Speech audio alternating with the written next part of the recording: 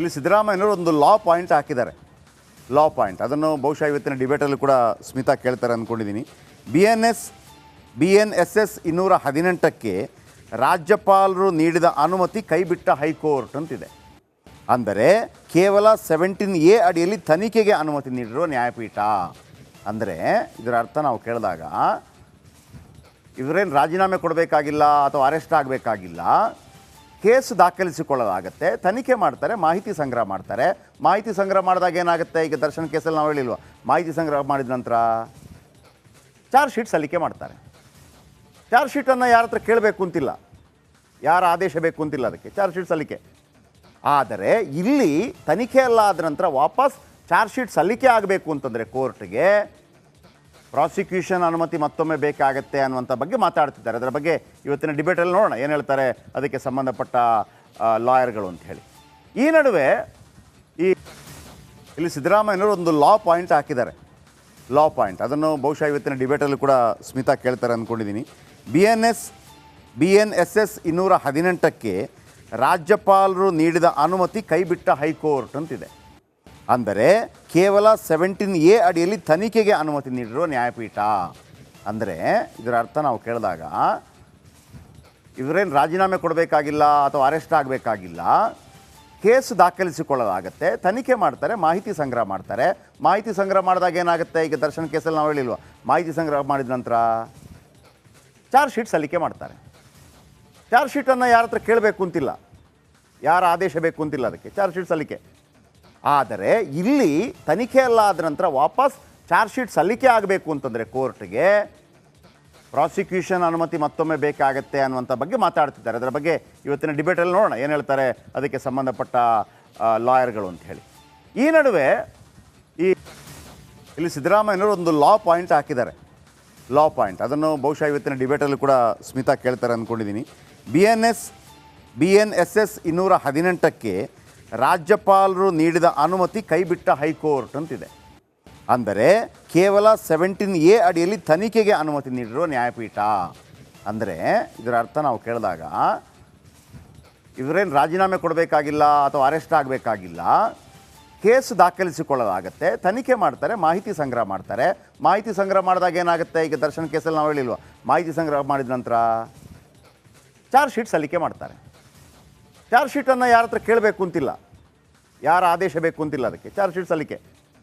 ಆದರೆ ಇಲ್ಲಿ ತನಿಖೆ ಎಲ್ಲ ಆದ ನಂತರ ವಾಪಸ್ ಚಾರ್ಜ್ ಶೀಟ್ ಸಲ್ಲಿಕೆ ಆಗಬೇಕು ಅಂತಂದರೆ ಕೋರ್ಟ್ಗೆ ಪ್ರಾಸಿಕ್ಯೂಷನ್ ಅನುಮತಿ ಮತ್ತೊಮ್ಮೆ ಬೇಕಾಗತ್ತೆ ಅನ್ನುವಂಥ ಬಗ್ಗೆ ಮಾತಾಡ್ತಿದ್ದಾರೆ. ಅದರ ಬಗ್ಗೆ ಇವತ್ತಿನ ಡಿಬೇಟಲ್ಲಿ ನೋಡೋಣ ಏನು ಹೇಳ್ತಾರೆ ಅದಕ್ಕೆ ಸಂಬಂಧಪಟ್ಟ ಲಾಯರ್ಗಳು ಅಂತ ಹೇಳಿ. ಈ ನಡುವೆ ಇಲ್ಲಿ ಸಿದ್ದರಾಮಯ್ಯನವರು ಒಂದು ಲಾ ಪಾಯಿಂಟ್ ಹಾಕಿದ್ದಾರೆ. ಲಾ ಪಾಯಿಂಟ್ ಅದನ್ನು ಬಹುಶಃ ಇವತ್ತಿನ ಡಿಬೇಟಲ್ಲೂ ಕೂಡ ಸ್ಮಿತಾ ಕೇಳ್ತಾರೆ ಅಂದ್ಕೊಂಡಿದ್ದೀನಿ. BNSS 218ಕ್ಕೆ ರಾಜ್ಯಪಾಲರು ನೀಡಿದ ಅನುಮತಿ ಕೈಬಿಟ್ಟ ಹೈಕೋರ್ಟ್ ಅಂತಿದೆ. ಅಂದರೆ ಕೇವಲ 17A ಅಡಿಯಲ್ಲಿ ತನಿಖೆಗೆ ಅನುಮತಿ ನೀಡಿರುವ ನ್ಯಾಯಪೀಠ. ಅಂದರೆ ಇದರ ಅರ್ಥ ನಾವು ಕೇಳಿದಾಗ ಇವರೇನು ರಾಜೀನಾಮೆ ಕೊಡಬೇಕಾಗಿಲ್ಲ ಅಥವಾ ಅರೆಸ್ಟ್ ಆಗಬೇಕಾಗಿಲ್ಲ, ಕೇಸ್ ದಾಖಲಿಸಿಕೊಳ್ಳಲಾಗುತ್ತೆ, ತನಿಖೆ ಮಾಡ್ತಾರೆ, ಮಾಹಿತಿ ಸಂಗ್ರಹ ಮಾಡ್ತಾರೆ. ಮಾಹಿತಿ ಸಂಗ್ರಹ ಮಾಡಿದಾಗ ಏನಾಗುತ್ತೆ, ಈಗ ದರ್ಶನ್ ಕೇಸಲ್ಲಿ ನಾವು ಹೇಳಿಲ್ವ, ಮಾಹಿತಿ ಸಂಗ್ರಹ ಮಾಡಿದ ನಂತರ ಚಾರ್ಜ್ ಶೀಟ್ ಸಲ್ಲಿಕೆ ಮಾಡ್ತಾರೆ. ಚಾರ್ಜ್ ಶೀಟನ್ನು ಯಾರ ಹತ್ರ ಕೇಳಬೇಕು ಅಂತಿಲ್ಲ, ಯಾರ ಆದೇಶ ಬೇಕು ಅಂತಿಲ್ಲ, ಅದಕ್ಕೆ ಚಾರ್ಜ್ ಶೀಟ್ ಸಲ್ಲಿಕೆ. ಆದರೆ ಇಲ್ಲಿ ತನಿಖೆ ಎಲ್ಲ ಆದ ನಂತರ ವಾಪಸ್ ಚಾರ್ಜ್ ಶೀಟ್ ಸಲ್ಲಿಕೆ ಆಗಬೇಕು ಅಂತಂದರೆ ಕೋರ್ಟ್ಗೆ ಪ್ರಾಸಿಕ್ಯೂಷನ್ ಅನುಮತಿ ಮತ್ತೊಮ್ಮೆ ಬೇಕಾಗತ್ತೆ ಅನ್ನುವಂಥ ಬಗ್ಗೆ ಮಾತಾಡ್ತಿದ್ದಾರೆ. ಅದರ ಬಗ್ಗೆ ಇವತ್ತಿನ ಡಿಬೇಟಲ್ಲಿ ನೋಡೋಣ ಏನು ಹೇಳ್ತಾರೆ ಅದಕ್ಕೆ ಸಂಬಂಧಪಟ್ಟ ಲಾಯರ್ಗಳು ಅಂತ ಹೇಳಿ. ಈ ನಡುವೆ ಇಲ್ಲಿ ಸಿದ್ದರಾಮಯ್ಯನವರು ಒಂದು ಲಾ ಪಾಯಿಂಟ್ ಹಾಕಿದ್ದಾರೆ. ಲಾ ಪಾಯಿಂಟ್ ಅದನ್ನು ಬಹುಶಃ ಇವತ್ತಿನ ಡಿಬೇಟಲ್ಲೂ ಕೂಡ ಸ್ಮಿತಾ ಕೇಳ್ತಾರೆ ಅಂದ್ಕೊಂಡಿದ್ದೀನಿ. BNSS 218ಕ್ಕೆ ರಾಜ್ಯಪಾಲರು ನೀಡಿದ ಅನುಮತಿ ಕೈಬಿಟ್ಟ ಹೈಕೋರ್ಟ್ ಅಂತಿದೆ. ಅಂದರೆ ಕೇವಲ 17A ಅಡಿಯಲ್ಲಿ ತನಿಖೆಗೆ ಅನುಮತಿ ನೀಡಿರುವ ನ್ಯಾಯಪೀಠ. ಅಂದರೆ ಇದರ ಅರ್ಥ ನಾವು ಕೇಳಿದಾಗ ಇವರೇನು ರಾಜೀನಾಮೆ ಕೊಡಬೇಕಾಗಿಲ್ಲ ಅಥವಾ ಅರೆಸ್ಟ್ ಆಗಬೇಕಾಗಿಲ್ಲ, ಕೇಸ್ ದಾಖಲಿಸಿಕೊಳ್ಳಲಾಗುತ್ತೆ, ತನಿಖೆ ಮಾಡ್ತಾರೆ, ಮಾಹಿತಿ ಸಂಗ್ರಹ ಮಾಡ್ತಾರೆ. ಮಾಹಿತಿ ಸಂಗ್ರಹ ಮಾಡಿದಾಗ ಏನಾಗುತ್ತೆ, ಈಗ ದರ್ಶನ್ ಕೇಸಲ್ಲಿ ನಾವು ಹೇಳಿಲ್ವ, ಮಾಹಿತಿ ಸಂಗ್ರಹ ಮಾಡಿದ ನಂತರ ಚಾರ್ಜ್ ಶೀಟ್ ಸಲ್ಲಿಕೆ ಮಾಡ್ತಾರೆ. ಚಾರ್ಜ್ ಶೀಟನ್ನು ಯಾರ ಹತ್ರ ಕೇಳಬೇಕು ಅಂತಿಲ್ಲ, ಯಾರ ಆದೇಶ ಬೇಕು ಅಂತಿಲ್ಲ, ಅದಕ್ಕೆ ಚಾರ್ಜ್ ಶೀಟ್ ಸಲ್ಲಿಕೆ. ಆದರೆ ಇಲ್ಲಿ ತನಿಖೆ ಎಲ್ಲ ಆದ ನಂತರ ವಾಪಸ್ ಚಾರ್ಜ್ ಶೀಟ್ ಸಲ್ಲಿಕೆ ಆಗಬೇಕು ಅಂತಂದರೆ ಕೋರ್ಟ್ಗೆ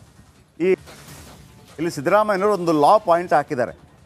ಲಾ ಪಾಯಿಂಟ್ ಅದನ್ನು ಬಹುಶಃ ಇವತ್ತಿನ ಡಿಬೇಟಲ್ಲೂ ಕೂಡ ಸ್ಮಿತಾ ಕೇಳ್ತಾರೆ ಅಂದ್ಕೊಂಡಿದ್ದೀನಿ.